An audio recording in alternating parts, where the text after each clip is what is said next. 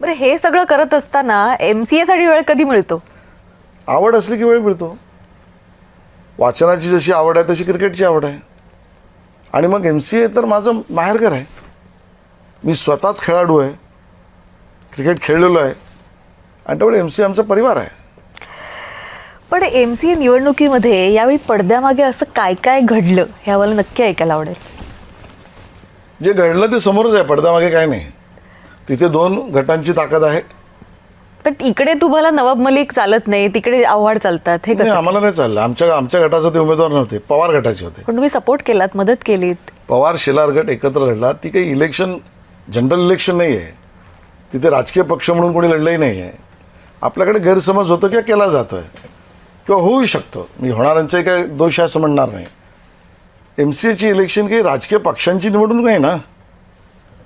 तिथे विलासराव देशमुख अध्यक्ष होऊन गेले, तिथे मनोहर जोशी अध्यक्ष होऊन गेले, तिथे शरद पवार अध्यक्ष होऊन गेले, मी अध्यक्ष राहिलो. आम्ही काय तिकडच्या बाहेर कार्यालयाच्या कुठल्या पक्षाचा झेंडा नाही ना लावला. क्रिकेटमध्ये राजकारण आणूच नये. काही पक्षांना ती प्रगल्भता अजून यायची आहे, तो भाग वेगळा. पण MCAच्या निवडणुकीत राजकीय पक्ष म्हणून लढलो नाही. लढलो असतो राजकीय पक्ष म्हणून तर विरोधातच लढलो असतो. आणि दोन्ही गटांनी एकत्र लढले पाहिजे असे माननीय मुख्यमंत्र्यांची सूचना होती. तर त्यांचे उमेदवार त्यांचे, आमचे उमेदवार आमचे, आमच्या उमेदवाराबद्दल ते बोलले, त्यांच्या उमेदवाराबद्दल पॅनल म्हणून आम्ही बोललो. आव्हाडांना समर्थन राजकीय कधी करूच शकत नाही. त्यांच्या विरोधात जेवढं सडेतोड सभागृहात आणि बाहेर मी बोललो आहे तेवढं अन्य कुठल्याही पक्षाचा माणूस बोललाच नसेल. आणि तेवढे MCAची इलेक्शन ही अराजकीय आहे. ती त्या 2 गटांची होती आणि त्यात माझ्या गटाचे उमेदवार आव्हाड नव्हते. बरं, ठीक आहे. पण मदत झाली आणि जे काही झालं त्याच्यानंतर काही प्रतिक्रिया देखील आल्या लोकांच्या, त्या थोड्याशा तीव्र होत्या आपल्याला घेऊन, की मग ह्या उद्रेकाकडे कसं बघताय? प्रतिक्रिया प्रेम आहे त्यांचं माझ्यावर. आईकडनंच अपेक्षा लोक करतात, वडिलांकडनंच काहीतरी मागतात, भावाकडनंच प्रेम मागतात, बहिणीकडूनच आशीर्वाद मागतात. तसं आपल्या सहकार्याकडून चांगली अपेक्षा करतात. हे प्रेमच आहे. त्यांचं प्रेम मी स्वीकारतो. बरं, तसं तुमचं अनेकांवर प्रेम आहे, तुमचं पवारांवर आहे, पवारांचे तुमच्यावर आहे.